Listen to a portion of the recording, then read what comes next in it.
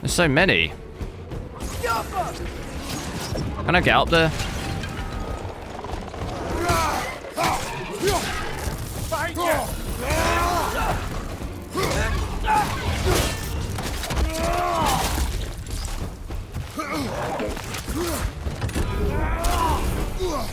There's too many.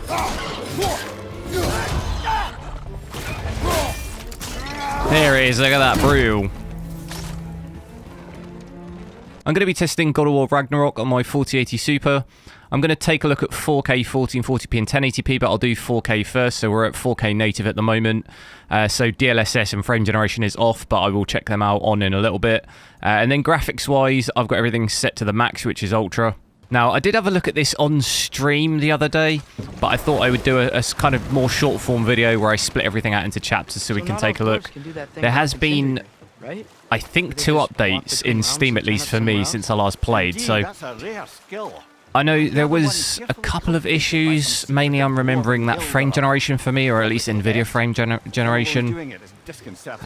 Didn't seem to work. Like, sometimes it worked, sometimes it didn't. So maybe that's been fixed. But performance-wise, looking very similar to what we had at 4K native. Really impressed by performance on this so far from what I've seen.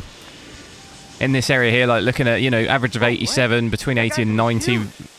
We'll get some dips down in some demanding areas, but we mostly held above 60 at 4K with everything maxed, which is pretty impressive compared to some of the other games we've had recently. Little bit of a stutter there. Look at that frame time. 0.1% low down to 15 FPS. But I think overall performance, pretty impressed by it. You know, sitting maxed out GPU usage.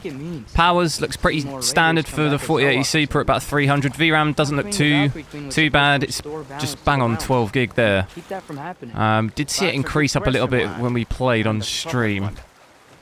We'll see how the FPS holds up a little bit here in the combat.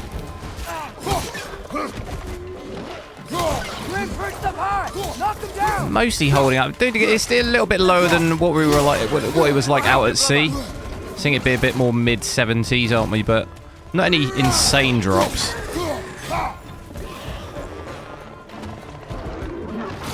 Oh, damn.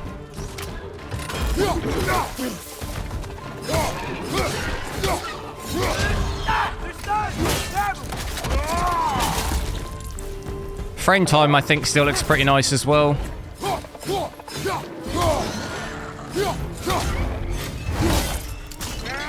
Even in those finishing moves, looks fairly smooth. 0.1% low, still looks decent. I'm going to take a look with DLSS and frame generation on, so I'll set DLSS here. We'll have it set to quality, and then I'm also going to switch frame generation on here. So we have that there. We'll see what kind of improvement we get with that. It seems like we're pushing 100, just over 140. I will also check out FSR 3, because I think we will probably get higher frames with that.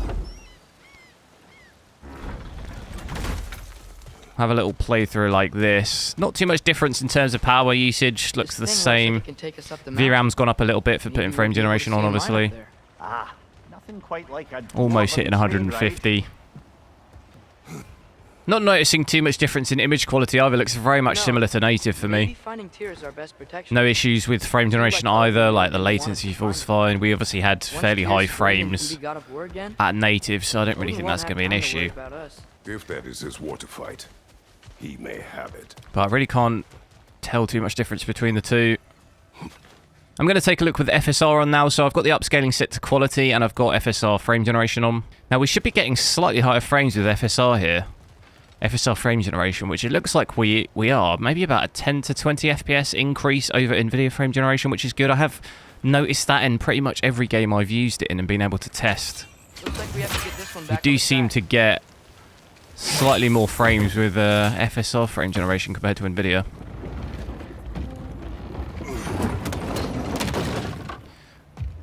And also a benefit of it is it doesn't increase your VRAM so much. Not that it's really too much of an issue on this, because we do have 16.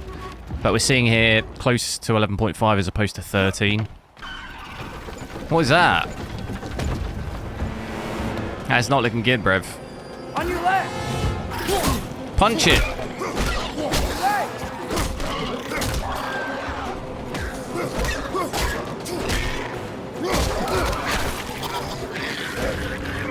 On me way! How did they get on it? How did they get on the car? Should be a lever of some sort. I'm like mid-air. The brake stuck! Keep trying, little brother. I've dropped the resolution down to 1440p. I am at native, so DLSS and frame generation are off. And the graphic settings I've still got set to the max, which is ultra. I think a majority of people probably do use this GPU more for 1440p. Especially with ray tracing. Obviously, we don't have ray tracing in this game, so we should hopefully have some pretty decent performance. Looks like at the moment getting, well, bang on 144 average FPS, just gone up to 146, so hopefully going to just sort of hover around that, which is really good. Perfect for my monitor, which is 144 hertz. Look out! Look out! Oh, wait. Whoa. Behind you, watch out!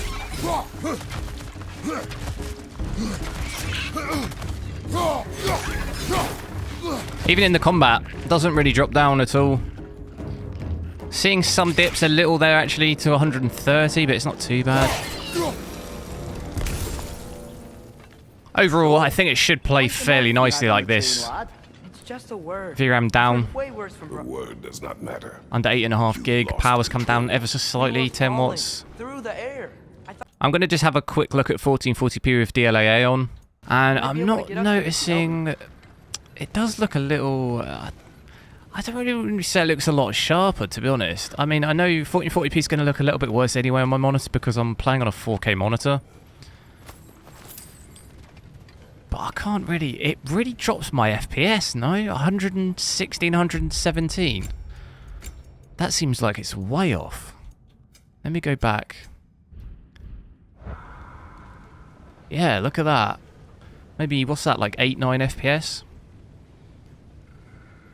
Still can't really tell the difference between the two, native and... Definitely hits your FPS though. I'm still at 1440p, but I'm going to take a look with DLSS and frame generation. So I've got the upscaling set to quality, and I've got Nvidia frame generation on here. We should see a pretty big increase in FPS, but it looks like we're breaking 200, which is a huge difference. At about 140. So we're doing like, what, 60 to 70? I'll play through a little bit. But staying above this 200 FPS mark here, 215 average, which is a huge difference. Probably wouldn't really, I don't think, recommend you need to really play this at this kind of frame rate. I'd much rather just play it native and have as good quality as possible. Not that this drops the quality at all, but sort of have my like I say, my monitor's only 144 hertz anyway, so I'm not even really benefiting from this. Not seeing any real difference in quality, and not really feeling any latency either or anything like that. I think DLSS, this is DLSS 3.7, which I know has some updates to image quality. I've switched to FSR 3, so I've got the upscaling set to quality again, and I've got FSR frame generation on here. One thing I'm noticing here by having FSR on is that the GPU usage is fluctuating a little bit more. It was doing that a little bit for me with Nvidia frame generation, but I saw some lows there where it dipped into the 80s. I'm not sure if maybe it was just because it was loading. I will lift on mine. But we can't seem to get it to stay at 99%. Have I got to freeze this water again? We are, however, getting higher FPS. Ever so slightly again, I think. Maybe 10 to 20 on average, because we were sat a little bit closer to 200, 210 with Nvidia frame generation. So still getting some dips, but it's definitely a little bit higher. One thing I'm noticing is there's a little bit of shimmering there on the netting. You see that? I'm not sure you'll be able to see that on the video.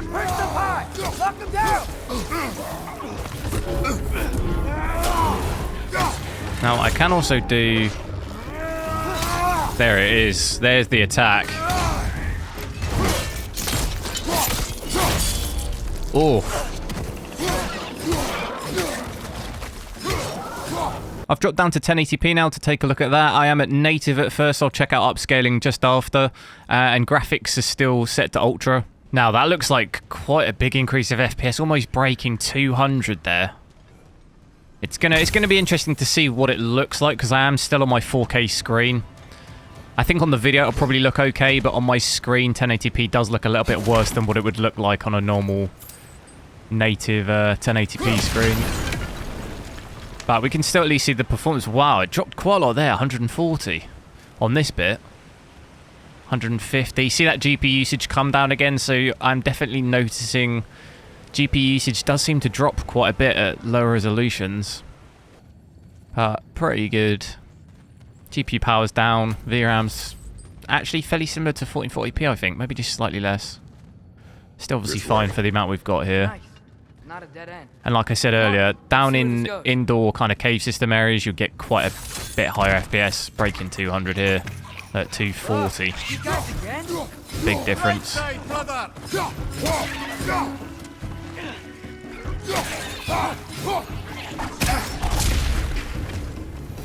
I've switched DLSS and frame generation on now, so I've got the DLSS upscaling set to quality and then frame generation on. And because we were having a bit of a bottleneck, it seemed, but it seems to have fixed my bottleneck. Back up to a 98% usage here.